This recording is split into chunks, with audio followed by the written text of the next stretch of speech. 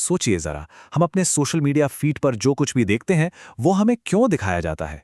इसके पीछे कौन सी ताकतें काम कर रही हैं? आज हम इसी एल्गोरिदम के भंवरजाल को समझने वाले हैं। तो चलिए शुरू करते हैं। अरे ये तो हम सबके साथ हुआ होगा, है ना? बस एक वीडियो देखने बैठते हैं और फिर सिफारिशों का एक ऐसा सिलसिला शुरू होता है, एक के बाद एक, कि पता ही नहीं चलता घंटों कैसे निकल गए, बिल्कुल एक भंवर की तरह। देखिए, ये कोई इत्तेफाक नहीं है। इसे कहते हैं एल्गोरिदमिक रेडिकलाइजेशन या एल्गोरिदम से बढ़ती कट्टरता। अब सोशल मीडिया प्लेटफॉर्म्स का एक ही लक्ष्य है, हमें ज़्यादा से ज़्यादा देर तक अपनी स्क्रीन से चिपकाए रखना। और इसका सबसे सीधा साधा तरीका क्या है? ऐसा कंटेंट दिखाना जो थोड़ा नाटकीय हो, थोड़ा विवादास्पद या फिर चौंकाने वाला हो। क्योंकि सच तो यही है कि ऐसी चीज़ें हमारा ध्यान खींचती हैं। अब ये होता कैसे है? दो चीजें हैं, इको चेम्बर और फिल्टर बबल। इको चेम्बर में हम अपनी ही जैसी सोच वाले लोगों से घिर जाते हैं। मतलब ये कि जो हम मानते हैं वही सब दोहराते रहते हैं और हमारी सोच और पक्की हो जाती है। दूसरी तरफ है फिल्टर बबल। इसमें एल्गोरिथम हमें सिर्फ वही दिखाता है जो हम पहले से पसंद करते हैं। नतीजा, हम अलग विचारों से बिल्कुल कट जाते हैं और ये दोनों मिलकर समाज में ध्रुवीकरण को, मतलब बंटवारे को, बहुत बढ़ावा देते हैं। तो फिर सवाल ये उठता है कि ये एल्गोरिदम आखिर काम कैसे करता है? चलिए थोड़ा इसके अंदर झांक कर देखते हैं। देखिए, 2012 में ना एक बहुत बड़ा बदलाव आया। उससे पहले YouTube के लिए बस एक ही चीज मायने रखती थी, क्लिक्स। मतलब वीडियो पर कितने क्लिक्स आए। इसी वजह से हर तरफ भ्रामक, क्लिकबेट टाइटल और थंबनेल की बाढ़ आ गई थी। लेकिन 2012 के बाद पूरा खेल ही बदल गया। अब फोकस वॉच टाइम पर आ गया। मतलब अब वो वीडियो किंग था जो लोगों को प्लेटफॉर्म पर ज्यादा देर तक रोक कर रख सके। और बस इसी एक बदलाव ने कंटेंट की पूरी दुनिया ही पलट दी। और ये सिस्टम कितना ताकतवर है, इसका अंदाजा इस एक नंबर से लगाइए।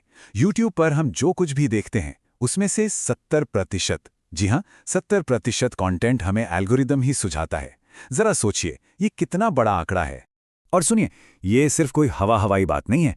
2019 में फेसबुक का एक अंदरूनी मेमो लीक हुआ था और उसमें ये बात साफ साफ कबूल की गई थी। उन्होंने खुद माना कि जो कंटेंट जितना ज्यादा भड़काऊ होता है, लोग उससे उतना ही ज्यादा जुड़े रहते हैं और इसीलिए एल्गोरिदम उसे और ज्यादा आगे बढ़ाता है। ये एक तरह का सीधा कबूलनामा था। अब आते हैं कहानी के एक बहुत बड़े मोड़ पर। एक ऐसी घटना जिसने सब कुछ बदल के रख दिया, जिसे कहा जाता है द ग्रेट एडपोकलिप्स। तो हुआ ये कि मार्च 2017 में अचानक ये खबरें आने लगीं कि दुनिया के बड़े बड़े ब्रांड्स के विज्ञापन नफरत फैलाने वाले और चरमपंथी वीडियो पर दिखाए जा रहे हैं।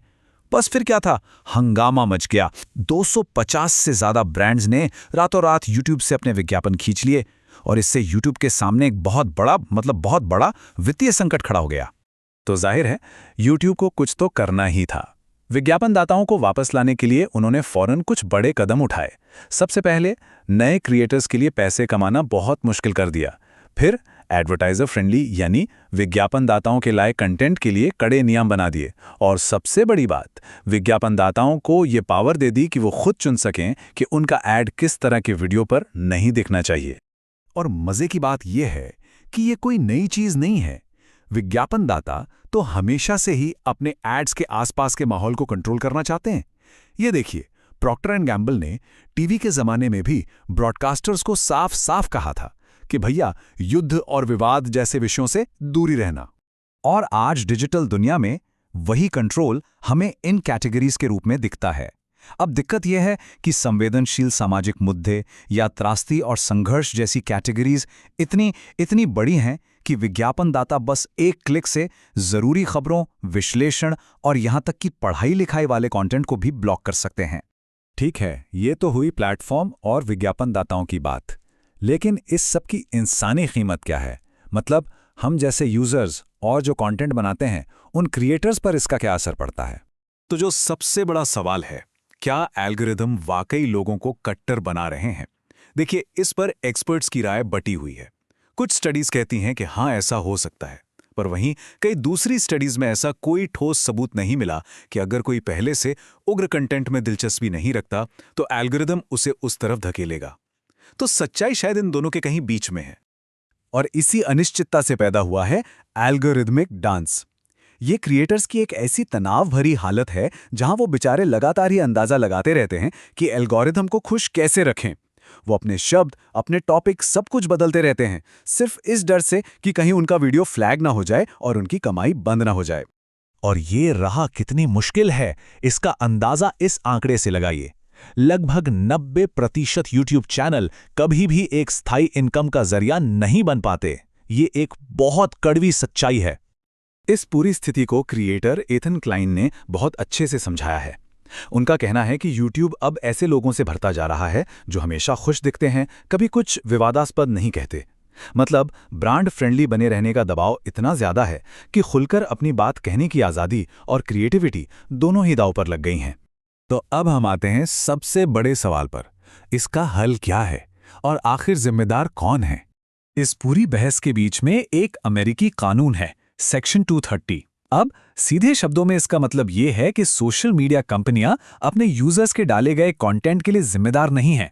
वो एक लाइब्रेरी की तरह हैं, ना कि एक अखबार की तरह जो हर छपी चीज के लिए जिम्मेदार हो। यही कानून उन्हें कानूनी कार्रवाई से बचाता है। अब इस कानून को लेकर दो गुट हैं।